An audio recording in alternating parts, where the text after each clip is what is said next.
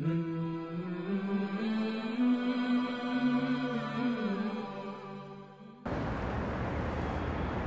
اللہ الرحمن الرحیم الحمد للہ وکفى وسلام علی عباده الذین اصطفى اما بعد فقد قال اللہ تبارک وتعالی فی القرآن المجید والفرقان الحمید اعوذ باللہ من الشیطان الرجیم بسم اللہ الرحمن الرحیم ومن الليل فتهجد به نافلة لك عسى أن يبعثك ربك مقاما محمودا وقال الله تبارك وتعالى في مقام آخر قم فأنذر وربك فكبر وثيابك فطهر والرجز فاهجر ولا تمنن تستكثر وقال تعالى یا ایہا المزمل قم اللیل الا قلیلا نصفہ او انقص منہ قلیلا او زد علیہ ورتل القرآن ترتیلا صدق اللہ ومولانا العظیم وقال النبی الحبیب صلی اللہ علیہ وسلم علیکم بقیام اللیل فإنہ دأب الصالحین من قبلکم او کما قال رسول اللہ صلی اللہ علیہ وسلم سبحان ربک رب العزت عما یصفون وسلام علی المرسلین الحمد للہ رب العالمین اللہم صل وسلم وبارک علی سیدنا ونبینا ومولانا محمد افضل صلواتک وعدد معلوماتک وعلى آلہ وصحبہ وذریتہ وأهل بيته أجمعين إلى يوم الدين اللهم صل وسلم وبارك على سيدنا ونبينا ومولانا محمد أفضل صلواتك وعدد معلوماتك وعلى آله وصحبه وذريته وأهل بيته أجمعين إلى يوم الدين اللهم صل وسلم وبارك على سيدنا ونبينا ومولانا محمد افضل صلواتك وعدد معلوماتك وعلى آله وصحبه وذريته وأهل بيته أجمعين إلى يوم الدين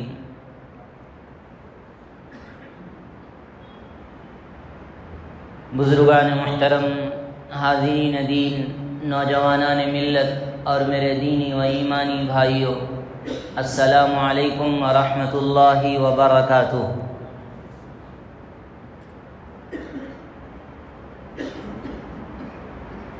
اللہ رب العزت والجلال نے حضور تاجدار دو عالم رحمت کائنات احمد مجتبیٰ محمد مصطفیٰ صلی اللہ علیہ وسلم کو امت کے لیے نمونہ بنا کر پیدا فرمایا ہے۔ آپ صلی اللہ علیہ وسلم پر بعض عبادتیں اس کی اہمیت کی وجہ سے فرض کر دی گئی تھی، لیکن امت پر ان کو فرض نہیں کیا گیا، اور بعض عبادتوں کی اللہ کے نزدیک بڑی اہمیت ہے، بڑا مقام ہے، بڑا مرتبہ ہے۔ میں ان تمام عبادات کے بجائے آج ایک موضوع پر گفتگو کرنا چاہوں گا، وہ ہے زندگی کو تبدیل کر دینے والی عبادت، زندگی کو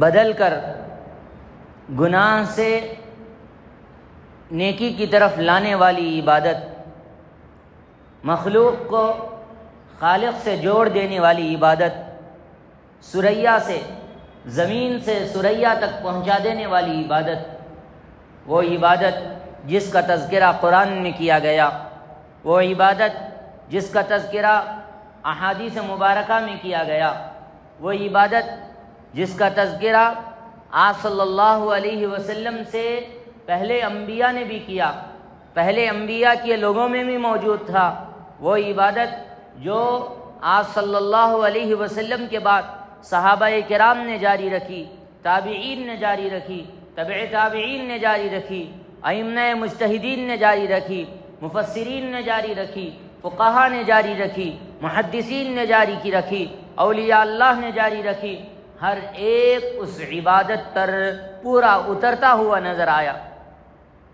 آخر وہ کون سی عبادت ہے جس کو نبی پہ فرض کر دیا گیا اور امت کا جو مکھن طبقہ ہے، خالص طبقہ ہے، اولیاء اللہ کا طبقہ ہے، وہ اس عبادت کو سینے سے لگائے رکھتا ہے؟ آخر وہ کون سی عبادت ہے؟ اگر غور کیا جائے تو معلوم ہوتا ہے کہ وہ ہے قیام اللیل یا تہجد۔ اللہ کے رسول تاجدار دو عالم صلی اللہ علیہ وسلم کے لیے اللہ تعالیٰ نے سورۃ المزمل میں خاص طور پر اس تہجد کی نماز کا حکم دیا۔ فرمایا یا ایھا المزمل، اے چادر اوڑھنے والے، قم اللیل الا قلیلا، رات کے کچھ حصے میں کھڑے ہو کر قیام اللیل کرو، اللہ کی عبادت کرو، اللہ کی بندگی کرو، تہجد پڑھو۔ نصفہ او انقص منہ قلیلا، یا آدھی رات کرو یا اس میں سے کچھ حصہ کم کر دو، لیکن اللہ کی بندگی کرو۔ پھر ایک اور جگہ پہ اللہ تعالیٰ نے ارشاد فرمایا ان ربک یعلم انک تقوم ادنی من ثلثی اللیل ونصفہ وثلثہ وطائفۃ من الذین معک۔ اس آیت کریمہ میں بھی اللہ تعالیٰ نے تہجد کی اہمیت پر زور دیا ہے۔ صاف لفظوں میں تہجد کا تذکرہ کرتے ہوئے سورہ بنی اسرائیل میں اللہ کے نبی کو مخاطب کر کے اللہ تعالیٰ نے فرمایا وَمِنَ اللَّيْلِ فَتَهَجَّدْ بِهِ، رات کے حصے میں تہجد پڑھا کرو، رات کے حصے میں تہجد پڑھا کرو۔ دیکھیے قرآن اجمال ہے، یعنی قرآن مختصر کلام کرتا ہے، قرآن بہت زیادہ بات کو لمبا چوڑا نہیں کرتا، لیکن اس مقام تے بھی قرآن مجید میں تین جگہ پہ تہجد کا تذکرہ آنا کتنی عظمت کی بات ہے، کتنی اہمیت کی بات ہے، اس کا اللہ کے نزدیک کتنا بڑا مقام ہوگا اس نفل نماز کا، جو امت پر تو نفل ہے لیکن اللہ تعالیٰ تین مرتبہ قرآن مجید میں اس کو ذکر فرما رہے ہیں۔ اور نوافل کا قرآن مجید میں تذکرہ نہیں ہے نفل نمازوں کا، لیکن تہجد کا تین جگہ پہ تذکرہ ہے۔ اللہ کے رسول صلی اللہ علیہ وسلم کی زندگی کو دیکھا جائے تو آپ صلی اللہ علیہ وسلم نے ہمیشہ تہجد پڑھی ہے، ہمیشہ تہجد پڑھی ہے۔ رمضان میں بھی تہجد پڑھا کرتے تھے، غیر رمضان میں بھی تہجد پڑھا کرتے تھے۔ آپ صلی اللہ علیہ وسلم کا طریقہ یہ تھا کہ عشاء کی نماز کے بعد جلد سو جایا کرتے تھے اور رات کے آخری پہر میں اٹھ کے اللہ کی بندگی میں مشغول ہو جایا کرتے تھے۔ لیکن آج ہمارا طریقہ ہی الٹ گیا، آج ہم رات کے راجا ہو گئے اور اسی طریقے سے رات بھر جاگنا ہماری عادت بن گیا، رات بھر جاگتے رہنا، سڑکوں پہ گھومتے رہنا، ہوٹلنگ کرتے رہنا اور اسی طریقے سے راتوں میں چبوتروں پہ بیٹھے رہنا، یہ ہمارا مزاج بنتا جا رہا ہے۔ پھر بھی اللہ کا فضل و کرم ہے کہ ہمارے اس علاقے میں ابھی وہ رجحان نہیں آیا، لیکن آپ اولڈ سٹی چلے جائیے، پورا کا پورا معاشرہ رات بھر جاگ رہا ہے۔ ایسا محسوس ہوتا ہے کہ ان کی صبح ہی عشاء کے بعد ہوتی ہے، صبح ہی عشاء کے بعد ہوتی ہے، اور فجر کی اذان سن کے ایسا لگتا ہے کہ کوئی لوری دے رہا ہے، اذان سن کے سو رہے ہیں، اذان سن کے سو رہے ہیں۔ حالانکہ اللہ کے رسول صلی اللہ علیہ وسلم کا یہ طریقہ نہیں ہے۔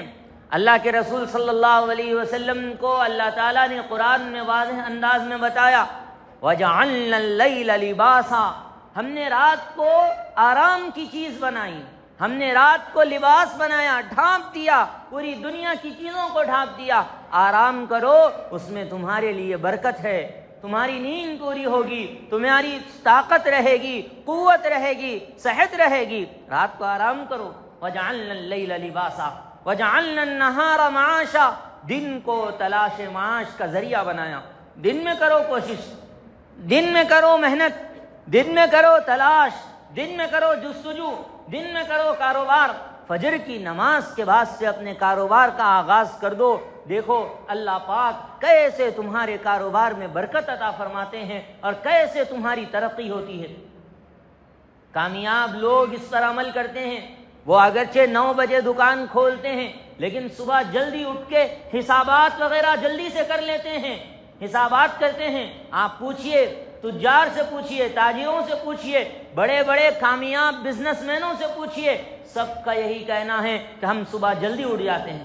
اللہ معاف فرمائے، یہ طریقہ ہمارا تھا، اسے ہمیں کرنا چاہیے تھا۔ باقاعدہ فجر کے وقت میں اللہ نے نماز رکھ کے مسلمانوں کو اس بات کی طرف توجہ دلائی کہ دیکھو تمہیں صبح جلدی اٹھنا ہے، لیکن اس کے باوجود ہمارا طبقہ، ہماری قوم رات بھر جاگنے کو، دن بھر سونے کو اپنا مزاج بنائے ہوئے ہے۔ اس کو ختم کیجئے۔ اگر یہ ختم نہیں کریں گے تو پھر تہجد کی توفیق نہیں ملے گی، یہ ختم نہیں کریں گے اللہ کا قرب حاصل نہیں کر سکیں گے، یہ نہیں ختم کریں گے نبی کی محبت کمال درجے کی حاصل نہیں کر سکیں گے، یہ ختم نہیں کریں گے بہت سی پریشانیوں کے ہم شکار ہو جائیں گے۔ آج بہت سی بیماریوں کی وجہ کیا ہے؟ رات کی نیند کا پورا نہ ہونا، رات کی نیند کا پورا نہ ہونا۔ آج کم عمری میں شوگر بڑی تیزی سے بڑھتا جا رہا ہے، کم عمری میں دیگر بہت سی بیماریاں، بی پی کی شکایت، بلڈ پریشر کی شکایت نوجوان بچوں کو ہو رہی ہے۔ وہ چھوڑ دیجئے بڑی عمر والے افراد، اگر ان کی کمزوری اور ضعف کی وجہ سے کوئی بیماری آ گئی، لیکن چھوٹے عمر کے افراد کو، نوجوانوں میں بیماریوں کا پھیلنا یہ کس بات کی علامت ہے؟ اس بات کی علامت ہے کہ نظام زندگی کو فالو نہیں کیا جا رہا ہے اور ایک شیڈیول نہیں ہے زندگی کا، بس زندگی گزارے جا رہے ہیں، ہم زندگی گزارے جا رہے ہیں۔ باہر کے کھانوں کا رواج تو اللہ معاف فرمائے، میں اس پہ بارہا کہہ رہا ہوں، بارہا آپ کے سامنے کہہ دیا کہ باہر کے کھانوں سے امت مسلمہ کو احتیاط کی ضرورت ہے، ہوٹلنگ سے احتیاط کی ضرورت ہے، ہوٹلنگ سے احتیاط کی ضرورت ہے۔ آج امت معلومہ، میں اس بات کا اعتراف کرتا ہوں، اس بات کو جانتا ہوں، مصروفیات بڑھ گئی، مشغولیات بڑھ گئی، کام بڑھ گئے اور اتنا وقت نہیں رہا ہمارے پاس کہ ہم جو ہے یہ سب کام کر کے نپٹاتے ہوئے جو ہے رات میں باہر کھانا بھی پکائیں آ کے۔ لیکن مجبوری کی بات الگ ہے، مزاج بننے کی بات الگ ہے، مجبوری کی بات اور ہے، مزاج بن جانے کی بات اور ہے۔ اپنے اس مزاج کا خاتمہ کیجئے۔ میں الغرض آپ کے سامنے اللہ کے رسول صلی اللہ علیہ وسلم کے سونے کا طریقہ بیان کر رہا تھا کہ آپ صلی اللہ علیہ وسلم عشاء کی نماز کے بعد سو جایا کرتے تھے۔ حدیث پاک میں بھی آتا ہے، سونے کی سنتیں پڑھیے آپ، سونے کی سنتوں میں سب سے پہلی سنت کیا ہے؟ عشاء کی نماز کے بعد جلد سونے کی فکر کرے، بلا ضرورت کسی سے ہرگز باتیں نہ کریں۔ کوئی دینی بات ہے الگ بات ہے، کوئی کام کی بات ہے الگ بات ہے، عشاء کی نماز کے بعد بات کرنے کو بھی اللہ کے رسول صلی اللہ علیہ وسلم غیر ضروری بات کرنے کو ناپسند فرمایا کرتے تھے، جلد سو جاتے تھے۔ ہمارا معاشرہ تھا، لیکن یہ ہمارا تمدن، یہ ہمارا طریقہ، اور قومیں لے لی اور ہم راتوں کے جاگنے والے اور راتوں کے راجا بن گئے۔ اس کو ختم کیجئے، اس کو ختم کیجئے۔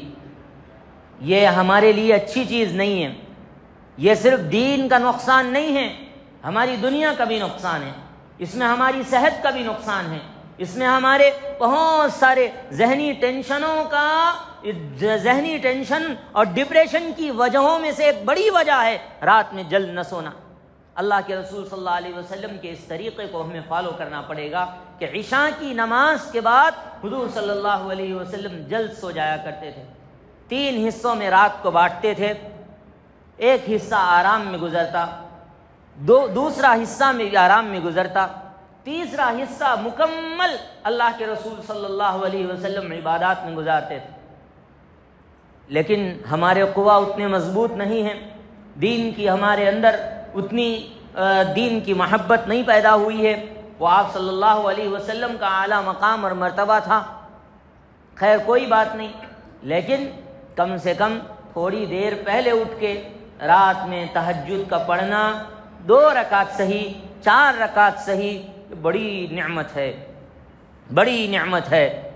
اس لیے کہ اللہ کے رسول صلی اللہ علیہ وسلم تو تہجد کو فرض کے طور پہ پڑھا کرتے تھے۔ حضور صلی اللہ علیہ وسلم پر تو تہجد کی نماز فرض تھی، کسی اور پہ فرض نہیں۔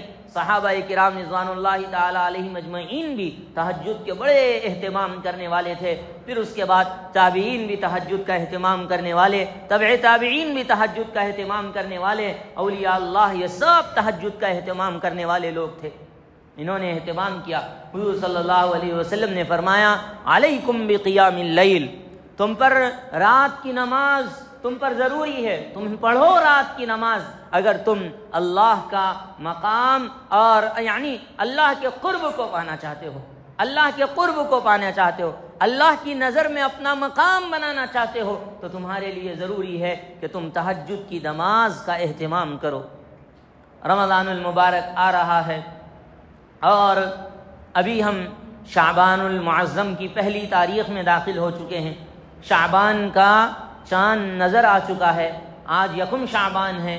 اب سے ہمیں اس بات کی عادت بنانی ہے کہ ہم انشاءاللہ نظام زندگی کو بہتر بنائیں گے اور اس بات کی کوشش کریں گے کہ ہم تہجد پڑھنے والے بن جائیں گے، رات میں سونے کو معمول بنا لیں گے، جلدی سو جائیں، رات میں جلدی سو جائیں، عشاء کی نماز کے بعد جلد سونے کی فکر کریں اور تہجد کا مکمل اہتمام کریں، اس لیے کہ یہ بڑی بڑی عبادت ہے۔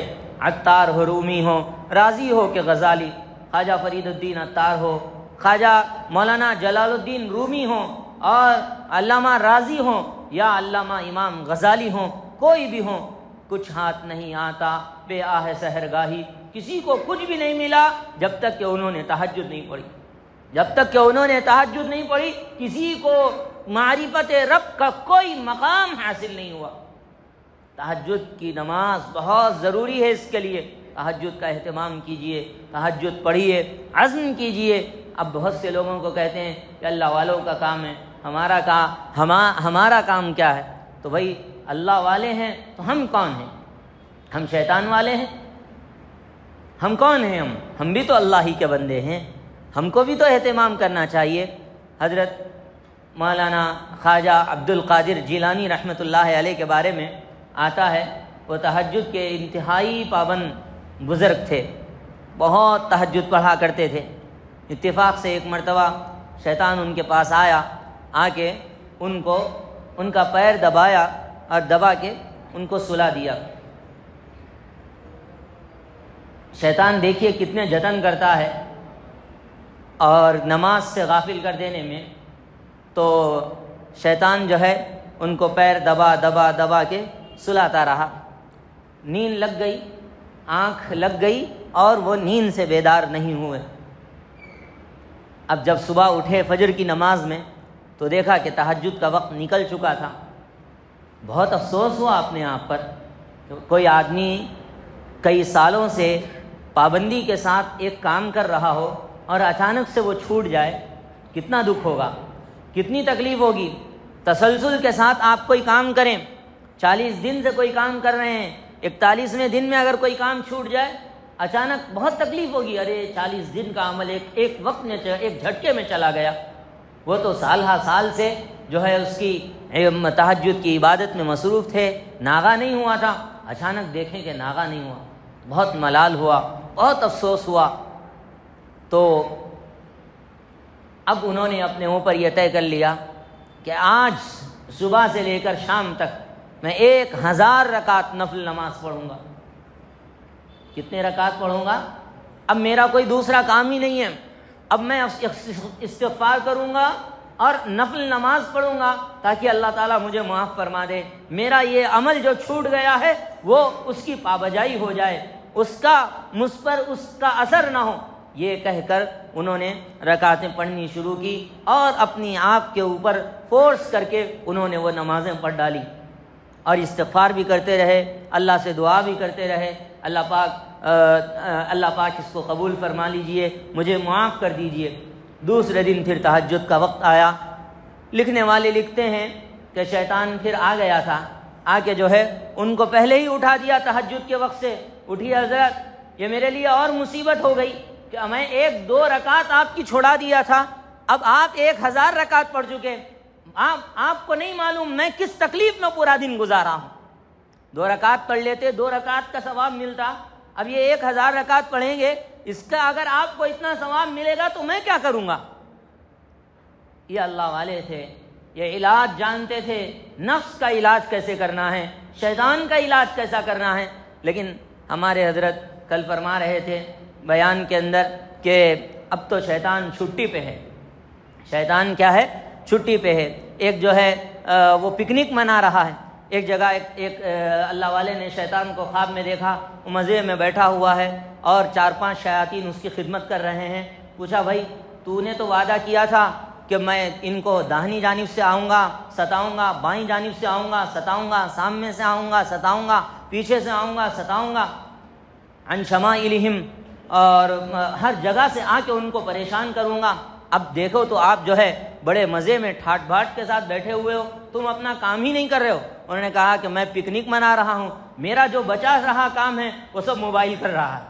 وہ سب کیا کر رہا ہے؟ موبائل کر رہا ہے۔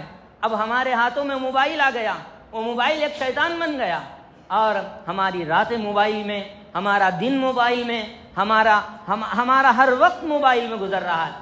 ایسے حالت میں ہم کو نیند آ رہی ہے کہ ہم کو دعا پڑھنے کی توفیق بھی نہیں ملتی، دیکھتے دیکھتے سو جاتے ہیں، موبائل بازو گر جاتا ہے اور نیند لگ جاتی ہے، اور جو ہے پتہ بھی نہیں کہ نیند کب لگی، پتہ بھی نہیں کہ نیند کب لگی، اور صبح تک چل رہا ہے۔ بعض حضرات تو صبح اٹھ کے پریشان ہوتے ہیں، انٹرنیٹ پوری رات آن رہا اور پورا صبح کا ڈاٹا ختم ہو گیا اور ہم کو نیند لگ گئی۔ یہ ہماری افسوسناک صورتحال ہے، اس کو ختم کیجئے، اس کو بدلیے۔ ایک لطیفے کے طور پہ میں نے یہ بات کہی ہے، حقیقت یہ ہے کہ ہم کو اپنے نظام زندگی کو بدلنا پڑے گا۔ اللہ کے نزدیک مقام پانا ہے تو پھر ہم کو تہجد پڑھنی پڑے گی، تہجد کا اہتمام کرنا ہوگا۔ اللہ پاک سے آپ بھی دعا فرمائیں، میں بھی دعا کروں گا، اللہ پاک ہم سب کو تہجد کی توفیق نصیب فرمائیں، ہم سب کو اللہ پاک راتوں کی عبادت کی توفیق مرحمت فرمائیں، آمین یا رب العالمین۔ وصلی اللہ تعالی علی سید المرسلین محمد وآلہ وصحبہ اجمعین برحمتک یا ارحم الراحمین والحمد للہ۔